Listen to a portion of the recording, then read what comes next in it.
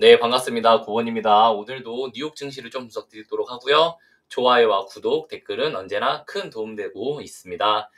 자, 잭슨홀 미팅 전후로 좀 증시들이 강하게 상승이 나왔어요. 나스닥 1.5%, 러셀 같은 경우는 중소형주기 때문에 거의 4% 가까이 상승이 이루어졌다라고 첫 번째로 볼 수 있고요. 두 번째, 자, 우리가 이 패드워치예요. 자, 잭슨홀 미팅 전후로 90%가 넘어갔던 금리 인하 가능성은 현재 75%로 다시 내려온 상태예요. 왜 그런지는 모르겠는데 이상해서 폴리마켓을 좀 같이 돌려가고 있거든요. 직전에 트럼프하고 해리스 중에 누가 대통령이 되느냐라고 해서 좀 유명해진 사이트였죠. 자, 보시면 9월 17일 금리 인하 가능성이 현재 77%로 나와 있어요. 직전에 가장 높았을 때가 이게 81% 이랬거든요. 그러니까 실제로 지금 파월이 금리 인하를 언급했지만 미국의 베팅 사이트조차 직전에 금리 인하 가능성보다 더 높이 올라가진 못했다라고 보시면 될 것 같아요. 추가적으로 그럼 10월에 금리 인하 또 할 것 같아? 라고 볼 때는 자, 직전에 그래도 56%, 58%는 10월에도 금리 인하할 것 같아 라고 얘기했지만 현재는 파월이 9월 금리 인하를 언급했음에도 불구하고 10월 금리 인하 가능성은 또 지켜봐야 돼 라는 분위기가 강하죠.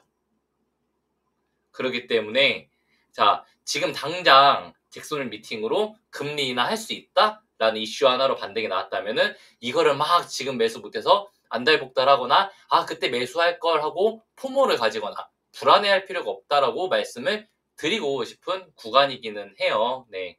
그렇기 때문에 우리가 증시를 볼 때는 딱 두 가지만 오늘 기억하시면 될 것 같은데 딱 이 두 가지예요. 첫 번째는 현재 나스닥이 어디를 돌파하지 못하고 있느냐라고 하면은 지금 보시면 4시간 봉 기준에서 50일선 돌파하지 못하고 있는 구간이기는 해요. 좋은 지지라인을 가지고 있는 모습이긴 하나 직전에 이 상승이 진행됐던 상승 추세 아직 하락 추세죠. 하락 추세의 상단을 돌파하지 못하고 있는 이 모습 우리가 지켜보시면 될 것 같아요. 즉 지금 지지받아야 되는 곳이 이 빨간색 중요 지지라인이거든요. 이 빨간색 주요 지지라인을 다시 한 번 더 훼손하게 된다면은 결국 증시는 이 안에서 박스권으로 횡보를 할 가능성이 높아요. 막 바로 전고점 돌파하고 월요일 시장에 1%대 추가적인 상승이 이루어지는 것이 아니라 월요일은 약간 쉬어가면서 증시가 분위기를 볼 수 있는 거죠. 이거를 우리가 대략 1시간 봉으로 조금 더 당겨서 보자면은 이런 패턴이 나오는데 자, 결국 여기서 이런 식으로 행보가 나와도 더 이상 G라인 저가를 이탈하지 않고 올린다면 이 가운데에서 이 상승 깃발형 패턴이 나올 수는 있겠죠. 그러면은 최소 이 상단은 돌파를 해주는 그림이 나와줘야 추가로 상승이 나올 수 있겠네? 라고 우리가 선물지수를 볼 때 보이는 구간인 거죠. 똑같이 나스닥도 동일한 모습이고 자, 우리가 뭐냐면은 SPY, SPX나 결국 SPY나 결국 S&P 500을 추종하는데 1시간 봉으로 보시면은 자, 한 번, 두 번, 세 번 지금 박스권 고점 계속 돌파하지 못하고 있는 곳이 나오고 있어요. 그렇기 때문에 아마 월요일 장 시작하면은 소폭 눌릴 거거든요. 이 소폭 눌리는 게 쭉 눌리는 것이 아니라 대략적으로 한 640포인트 이 구간을 이탈하느냐 못하느냐 이 구간을 되게 중요하게 봐야 될 것 같아요. 딱 두 가지인데 결국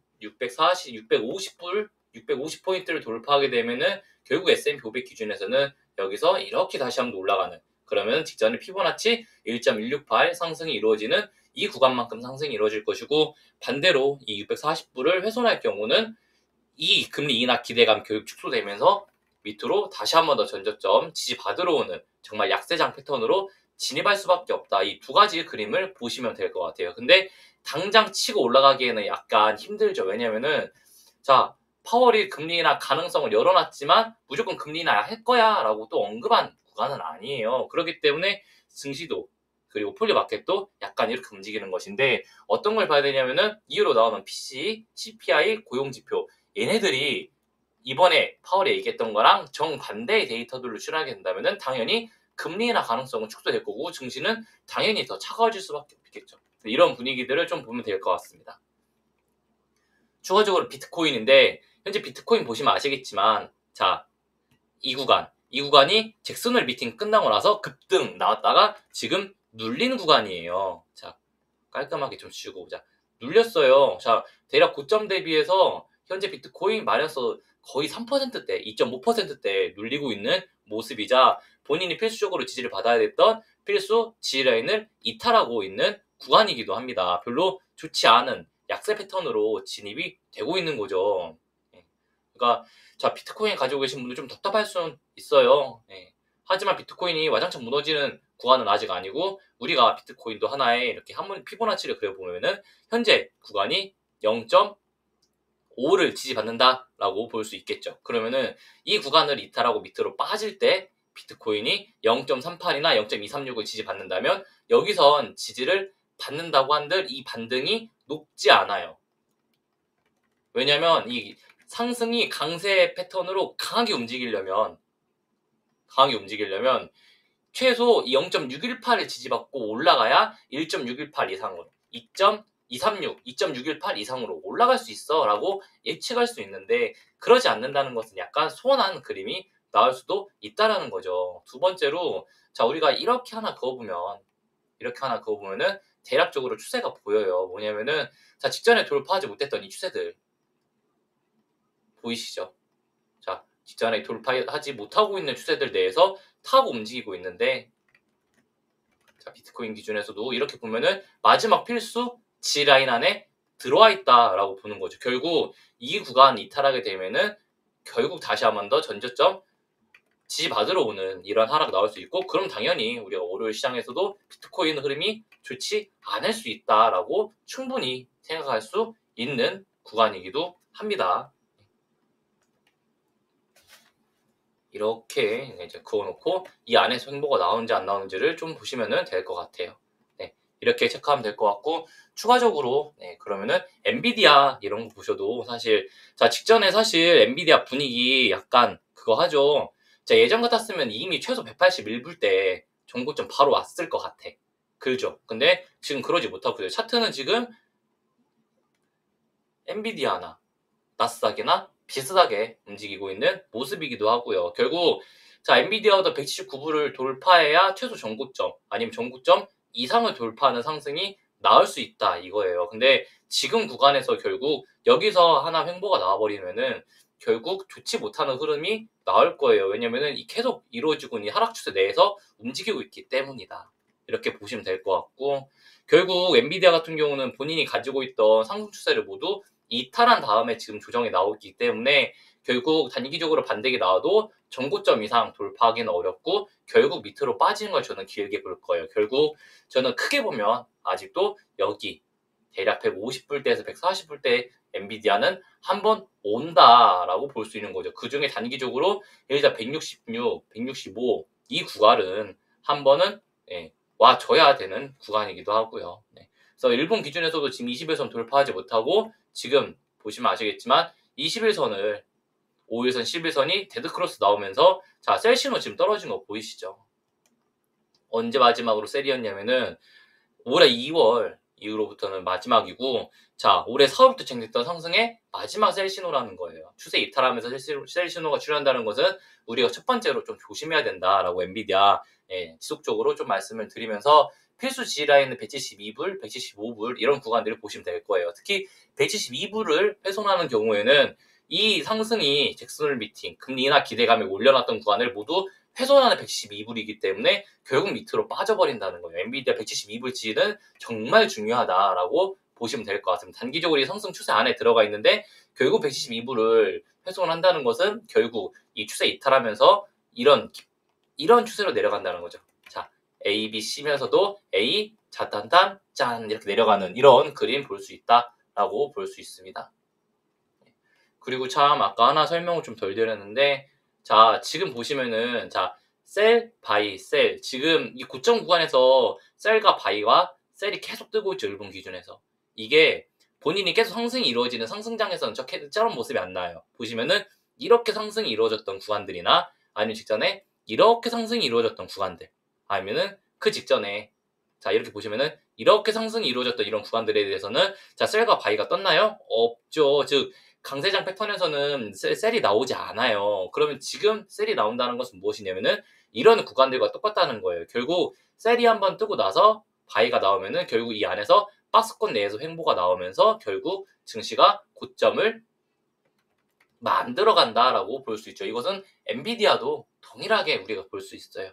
엔비디아가 직전에 셀 신호가 출현했던 이런 구간들 보면은 자 보시면은 자 엔비디아가 이렇게 보였을 때 셀 신호 떨어지고 이렇게 보았을 때 셀 신호 떨어지고 나면은 이후로 그리고 이렇게 올랐을 때 셀 신호가 떨어지고 나면은 셀 신호 다음부터는 고점을 더 높이기 어려웠다라고 보시면 돼요. 지금도 당연히 셀 신호가 출현한 상태이기 때문에 반등이 다시 한 번 더 나오더라도 전고점 이상을 돌파하기란 어렵고 결국 여기서 전고점을 돌파하지 못하면 쌍고점 출현하면서 밑으로 더 빠지는 흐름도 나올 수 있겠죠. 네.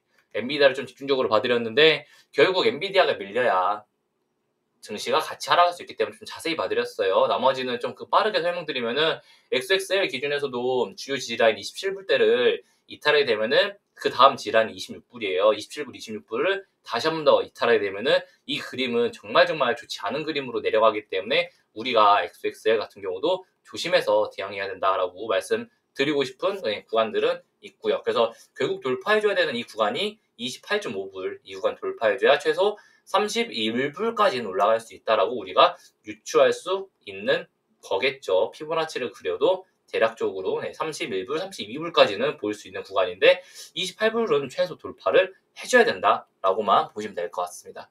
지금 피보나치 여기 1.618 G라인 받고 있는 거 보이시죠? 이탈하면 안 돼요. 속스 같은 경우는 지금 약간 V자 반등 나왔죠. 그러니까 여기서 우리가 유추할 수 있는 건 무엇이냐면은 월요일 시장에서 여기서 또 바로 확 무너지면서 5.5불 이탈한 것이 아니라 G라인을 잡는지를 체크해봐야 된다는 거예요. 그래서 G라인을 잡는다면은 이런 식으로 W자 패턴 지지받고 올라가는 그림도 볼 수 있고요. 지금과 다시 한번 더 V자 반등 나오면서 7.1불까지 위로 지지를 받아준다면은 와 이거 인버스 좋은 구간으로 계속 만들어가는데 라고 우리가 쳐다볼 수 있겠죠. 월화 분위기 좀 더 지켜봐야 된다라고 볼 수 있고 AMD 영상 보시는 분들은 항상 아시겠지만 계속 140불, 150불 얘기하고 있어요. 저 여기 오면 매수할 거예요. 여기 전까지는 매수하지 않는다. 결국 큰 박스권 그려놓고 본인이 가지고 있는 박스권 전고점 185불 다시 찍더라도 결국 여기서 매수 기다리는 거는 저는 동일하게 볼 거예요.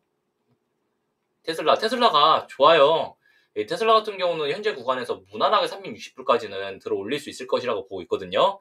자, 전날 기준에서도 전혀 이탈하거나 훼손한 구간들도 없고 거래량도 평균 내외로 출현하고 있기 때문에 좋다 이거예요. 추가적으로 1시간봉 같은 경우도 우리가 거래량을 봐야 되는데 이 갭 상승하고 나서 그 다음에 거래량이 낮아질 때 증시가 올랐냐 내렸냐 이거를 봐야 돼요. 지금 엔비디아 같은 경우는 거래량 빠지면서 더 이상 고점을 높이지 못했죠. 하지만 테슬라 같은 경우는 고점을 더 높이면서 올라갔어요. 그럼 테슬라 같은 애들이 더 올라간다는 패턴이 맞아요. 대신에 테슬라 같은 경우도 돌파해야 되는 게 345불, 350불 아직 남아있죠. 이 위에 저항 구간들 좀 득지득지 남아있는 구간이긴 하고 제일 중요하게 돌파해야 되는 곳은 여기에요. 여기 이 구간들. 여기 돌파 나와줘야 380불 이상으로 정말 뉴 노멀로 올라갈 수 있는 구간 테슬라 보고 있습니다. 크게 보면 박스권 내고 지금 보시면 이 저점과 고점은 계속 올라가고 있는데 고점도 계속 올라가고 저점도 계속 올라가고 있어요. 그러면은 크게 보자 이거예요. 크게 보자. 크게 보면 하나, 둘, 셋 상승 깃발령 패턴 보자는 거죠. 테슬라 오케이. 아이온큐 같은 경우는 직전 G라인을 좀 받고 V자 반등에 성공한 구간이긴 하나 사실 거래량을 보면은 거래량이 직전 평균 대비해서 크게 들어오지 못한 아쉬운 부분들도 있고 두 번째로 본인이 필수적으로 지지를 받아야 되는 필수 저항 구간을 아직 돌파하지 못했어요. 추가적으로 이 하락이 진행되는 하락 추세 상단도 돌파하지 못했고요. 그러니까 아이온큐 정말 중요한 곳이 41불, 42불 이 돌파 여부겠죠. 네. 이 구간을 돌파해줘야 다시 한 번 더 위로 올라가면서 최소 46불대까지는 다시 한 번 더 48불까지는 다시 한 번 더 올라갈 수 있다라는 거예요. 자, 직전에 이 구간을 보시면은 자, 돌파하지 못했을 때 결국 다시 밀리는 그림들 출현했던 곳이고 반대로 돌파하고 지지 받아야지만 계속 고점을 도전이라도 할 수 있는 이 필수 G라인이자 저항이다. 라고 보시면 돼요. 그 저항을 돌파해 아이온큐는 최소 한 번 더 올라간다라고 언급을 할 수 있는 구간이기도 합니다. 당연히 지금 하나, 둘, 셋 떨어졌으니까 하나, 둘, 셋 올라가야 되는 패턴인데 이 패턴이 출현할지 아니면 결국 이렇게 빠질지 한번 두고 봐야 되는 구간인 거죠. 아이온큐 필수 지지라인은 38불대예요. 38불 절대 이탈하면 안 되는 숙제를 가지고 있습니다. 그리고 팔란티어 같은 경우도 약간 아쉽죠. 사실 이 구간에서 우리가 하락할 때 금리 인하 못할 걸, 그리고 공매도 리포트 나와서 와장창 무너졌는데 결국 반등이 아쉬워요. 이 상승 쐐기형 내에서 결국 올라간다라고는 예측은 하고 있어요. 그래서 팔란티어는 대략 168불에서 170불까지는 올라갈 수 있지 않을까라고는 단기적으로 보고 있고요. 하지만 결국 팔란티어도 더 이상 더 큰 고점을 높이지 못한다면은 이런 식으로 떨어질 가능성 보면서 대응할 거예요. 그렇기 때문에 팔란티어는 이 빨간색 영역 안에 와주면은 우리가 매수세를 넣어야 되는 구간이다 라고만 보시면 될 건데, 자, 이 매수할 수 있는 타점은 멤버십 통해서 드리도록 할 테니까 걱정하지 않으셔도 될 것 같습니다. 자, 지금 구간에서 팔란티어를 매수해도 사실 매력적인 구간이긴 해요. 그래서 좀 분위기를 봐야 될 것 같다라고 좀 말씀을 드리고 싶고, 밑으로 1시간 본 기준에서 이렇게 밑으로 빠지는 게 좀 좋지는 않지만 157불 이탈하기 전까지는 상승으로 보자. 그래서 최소 168, 170 이 구간까지는 상승으로 보자라고 말씀드리고 싶죠. 자, 추가적으로 ALT5 이거는 어차피 멤버십 통해서 매수했었고 멤버십 수익 영상으로 안내드렸으니까 좀 패스하고, 디파이 같은 경우도 디파이를 왜 가지고 오냐면, 디파이 같은 경우가 아까 테슬라 같은 흐름이랑 똑같아요. 뭐냐면은 자, 장대 양봉 쏟아지고 나서 그 다음에 계속해서 이 고점을 높여 나가는, 거래량이 빠지고 있지만 이런 게 좋은 패턴이라고요. 얘도 결국 20불, 21불 여기 이 구간들 돌파 나오면은 무난하게 26불, 27불 올라갈 수 있다라고 보시면 될 것 같습니다. 그래서 나머지들 종목들은 다 멤버십에서 안내 드렸으니까 영상은 여기서 마무리 짓는 걸로 하고요. 마지막으로 러셀이 지금 구간에서 돌파를 했기 때문에 러셀 지수는 좀 더 올라간다라고 봐요. 최소 현재 구간에서 러셀 지수 같은 경우는 왜 안 내려와?